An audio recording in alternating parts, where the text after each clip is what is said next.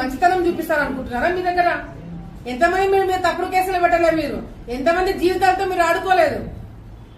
మిమ్మల్ని వదిలేస్తారని ఎందుకు అనుకుంటున్నారు మీరు? ఒక్కొక్కరికి లెక్క చెప్తా అని చెప్పినా చెప్పి తీరుతా. నేను ఎవరి మీద నేను ఇది చేయను, నేను అన్ని మంచి పద్ధతిలో పోతాను, నేను చాలా మంచిదాన్ని దయచేసి అనుకోకండి. మీరు తప్పు చేసింటే భయపడండి, తప్పు చేయకపోతే ప్రశాంతంగా ఉండండి. డెఫినెట్ గా నాకు రెడ్ బుక్ ఉంది.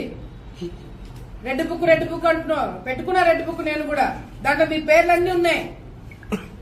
నా వల్ల నేను ఓపెన్ గా ప్రెస్ ముందర చెప్తున్నా, నా వల్ల 100 మంది లిస్ట్ రాసి పెట్టుకున్నా. ఇంకా 2-3 పాపమని తీసేస్తున్నాను కానీ 100 మంది నా వల్ల ఇబ్బంది పడబోతున్నారు.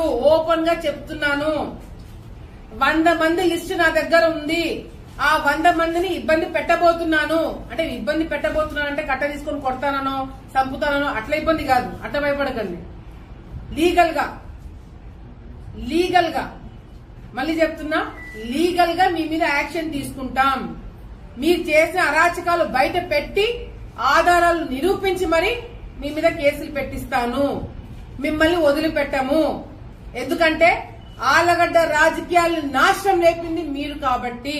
మీకు